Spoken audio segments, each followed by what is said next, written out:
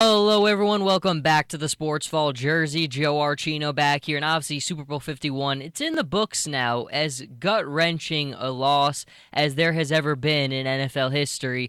But I think, look, everyone's put so much praise to the Patriots. I think it's easy to glow into say how good Tom Brady is, how good Bill Belichick is. We all know how good those two gentlemen are, but I think one of the interesting talking points now is the Falcons' future because the thing that I thought of right away in this game was how do the Falcons bounce back from this? Can they bounce back from a loss, a gut-wrenching loss, as bad as they come like this? And I think you kind of have to look at last year with the Carolina Panthers and the way that they regressed dramatically the season after losing in the Super Bowl. It seemed like Cam Newton just kind of spiraled downward. The whole team took a big step back. And we see that happen a lot. It's so difficult to go into a game of that magnitude and to lose it, and especially in the fashion that the Falcons did with the gigantic lead that they had.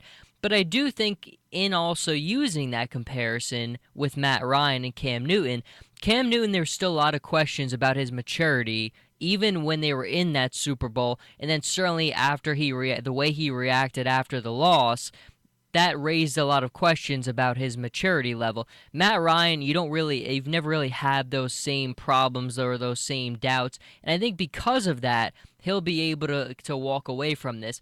What I do think, though, is obviously now his offensive coordinator, Shanahan, is now the head coach of the San Francisco 49ers. Steve Sarkisian is now the man in there. And we did see in Shanahan's first year with Matt Ryan, it was difficult for Matt Ryan to learn to play in his offense. He had probably one of his worst years of his career so far in the first season under Shanahan's offense. So I think now when you look at Sarkisian, the question has to be said, how long will it take Matt Ryan to react? Now, obviously, Atlanta has so many talented playmakers. They're so well coached under Dan Quinn. I'm such a big fan of Dan Quinn and what he's been able to do. And look, in the Super Bowl, one of the biggest questions we all had was, can the Falcons generate a pass rush on Tom Brady?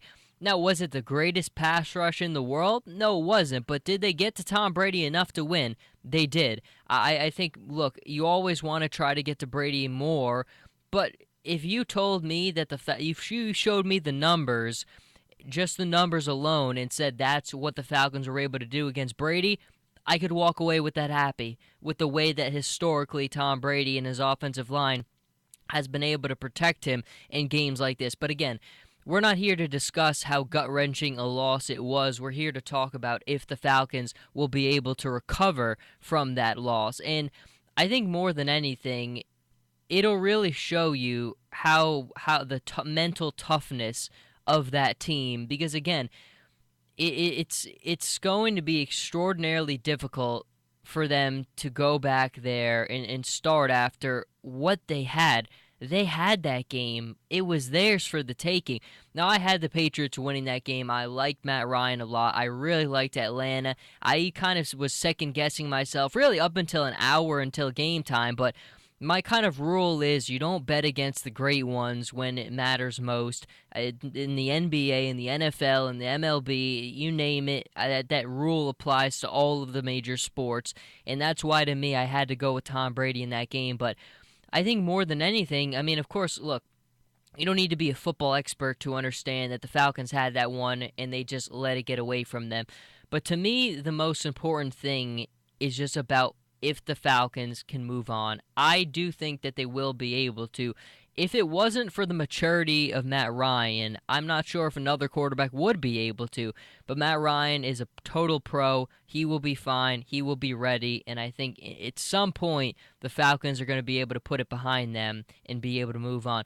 But also in that game, and I think it's also important to know that football, of course, is just a game.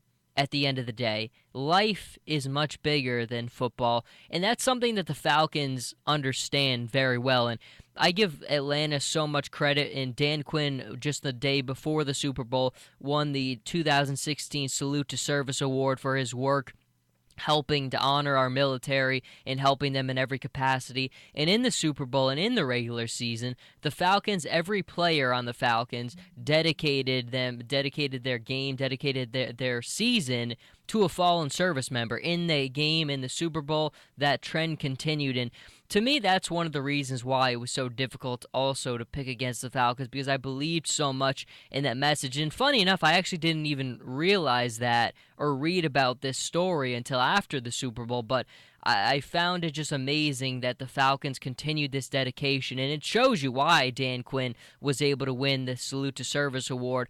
His players in that game, it's something that they carried with them all year, and it always just does go back to show you that at the end of the day, football is just a game and life is much, much bigger. And I think in that regard, the Falcons can hang their heads very high, because by honoring our fallen service members, they've shown a commitment to something that goes beyond the boundary of the game of football, something so much bigger than you and I, and they should be incredibly proud of that effort. But until the next time, Jersey Joe Archino here with the Sports Vault. You can catch me on Twitter at Joe Archino and on Instagram, Jersey_Joe_Archino, and I'll catch everybody in the next episode.